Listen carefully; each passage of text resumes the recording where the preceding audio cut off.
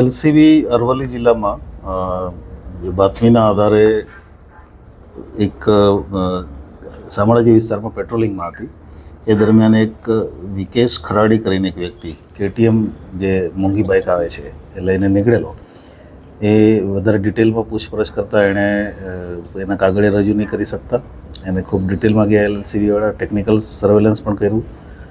એના સીડીઆરના આધારે બીજા લોકો એના કોણ કોણ સંપર્કમાં છે એની પણ તપાસ કરી. અને એ તપાસના અંતે અમદાવાદ સિટીમાંથી કુલ 6 બાઇકો અમદાવાદ સિટીમાંથી અને 1 બાઇક વીંછીવાડા રાજસ્થાનથી.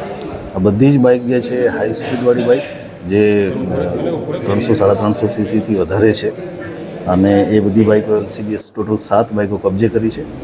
અમદાવાદ સિટીમાં 6 બાઇકમાં અલગ અલગ પોલીસ સ્ટેશનમાં ચાંદખેડા, સાબરમતી, વસ્ત્રાપુર અલગ અલગ પોલીસ સ્ટેશનમાં ગુના પણ દાખલ થયેલા છે.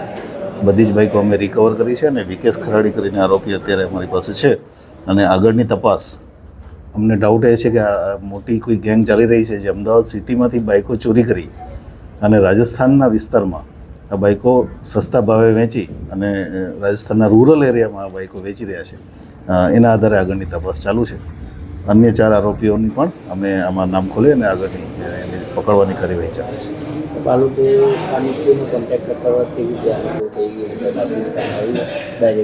અમદાવાદ અહીંયાથી રાજસ્થાનથી એક બાઇક ઉપર કે 2 બાઇક ઉપર એ લોકો જતા 3-4 માણસો એકસાથે. અને ત્યાર પછી રિટર્નમાં જ્યારે આવે ત્યારે જે પાછળ બેઠેલા હોય એ બધા જ કોઈને કોઈ આવી મોંઘી બાઇકો કોઈ જગ્યાએથી ચોરી કરી અને બીજા રસ્તેથી રિટર્ન થઈ જતા હતા. અને ત્યાં અમદાવાદમાં કોની સાથે સ્થાનિકમાં સંપર્કમાં છે એ હજી સુધી અમારી પાસે વિગત નથી આવી. પણ કેમ કે અલગ અલગ પોલીસ સ્ટેશનોમાં એમણે ચોરી કરી છે એને કારણે થઈને અમદાવાદની ગેંગ કરતાં રાજસ્થાનની ગેંગ ઉપર અમારું ફોકસ વધારે છે. બાઇકનું ખાનદારી કઈ રીતે કરતા હતા? હેન્ડલ લોક તોડી અને બાઇક ડાયરેક્ટ કરી અને કારણ કે આમાં 3 બાઇક પલ્સર છે અને કેટીએમ બાઇક છે. એ સિવાય એકાદ બાઇક યામાહાની છે. આ બધી જ બાઇકો આ રીતે ચોરી કરીને લઈ જતા હતા.